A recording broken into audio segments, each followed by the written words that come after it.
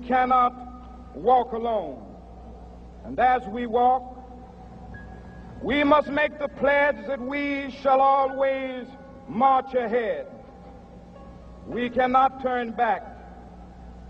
There are those who are asking the devotees of civil rights, when will you be satisfied? We can never be satisfied as long as the Negro is the victim of the unspeakable horrors of police brutality. We can never be satisfied as long as our bodies, heavy with the fatigue of travel, cannot gain lodging in the motels of the highways and the hotels of the cities.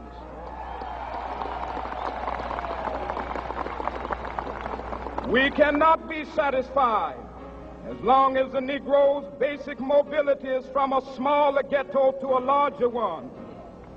We can never be satisfied as long as our children are stripped of their selfhood and robbed of their dignity by signs stating for whites only.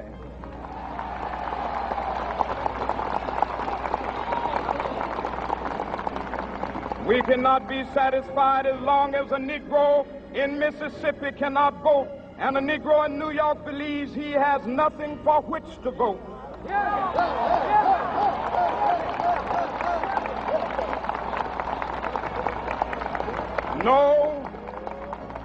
No, we are not satisfied, and we will not be satisfied until justice rolls down like waters and righteousness like a mighty stream.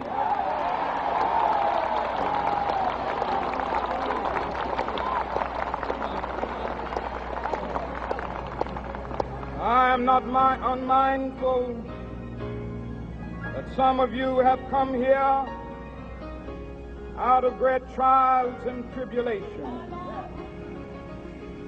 Some of you have come fresh from narrow jail cells. Some of you have come from areas where your quest for freedom left you battered by the storms of persecution and staggered by the winds of police brutality. You have been the veterans of creative suffering. Continue to work with the faith that unearned suffering is redemptive. Go back to Mississippi. Go back to Alabama. Go back to South Carolina. Go back to Georgia. Go back to Louisiana. Go back to the slums and ghettos of our northern cities, knowing that somehow this situation can and will be changed. So even though we face the difficulties of today and tomorrow, I still have a dream. It is a dream deeply rooted in the American dream.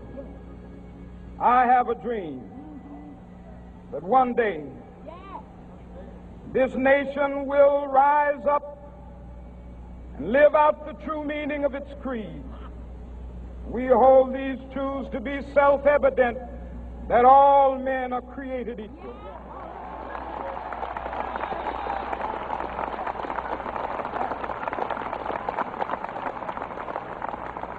I have a dream that one day on the red hills of Georgia, the sons of former slaves and the sons of former slave owners will be able to sit down together at the table of brotherhood.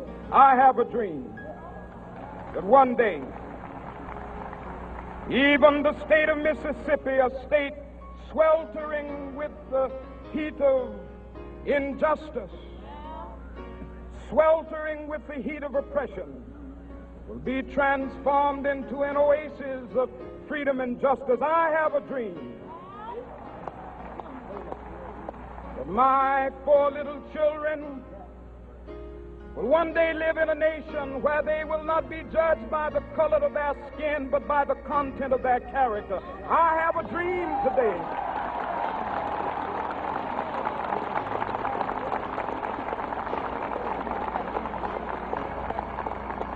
I have a dream that one day down in Alabama, with its vicious racists, with its governor having his lips dripping with the words of interposition and nullification, One day right there in Alabama, little black boys and black girls will be able to join hands with little white boys and white girls as sisters and brothers. I have a dream today.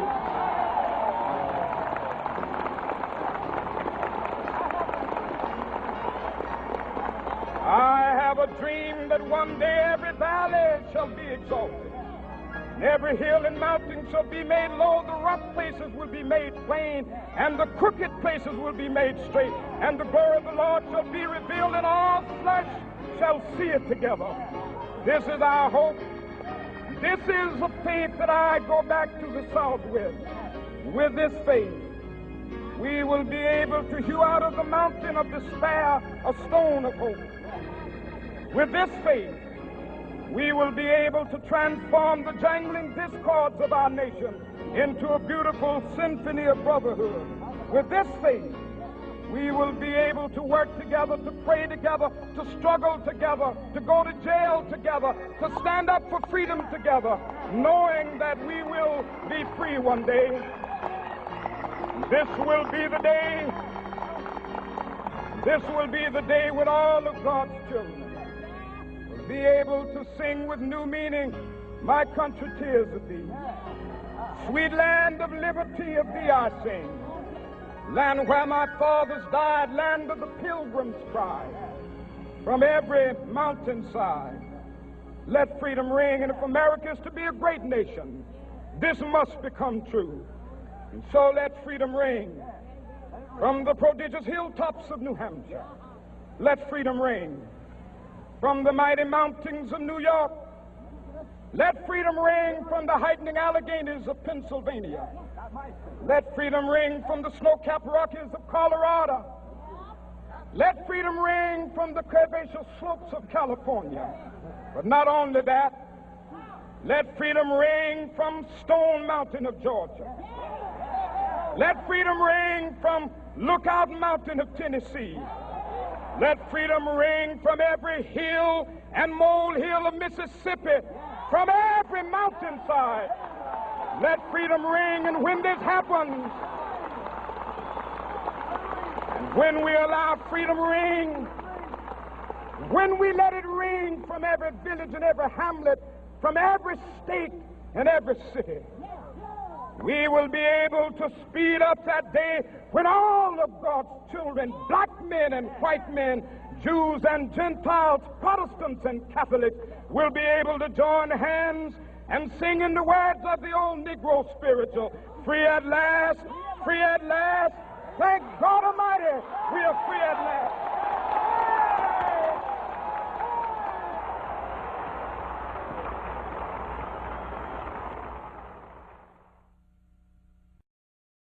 I have some very sad news for all of you, and I think sad news for all of our fellow citizens and people who love peace all over the world. And that is that Martin Luther King was shot and was killed tonight in Memphis, Tennessee. Martin Luther King dedicated his life to love and to justice between fellow human beings. He died in the cause of that effort.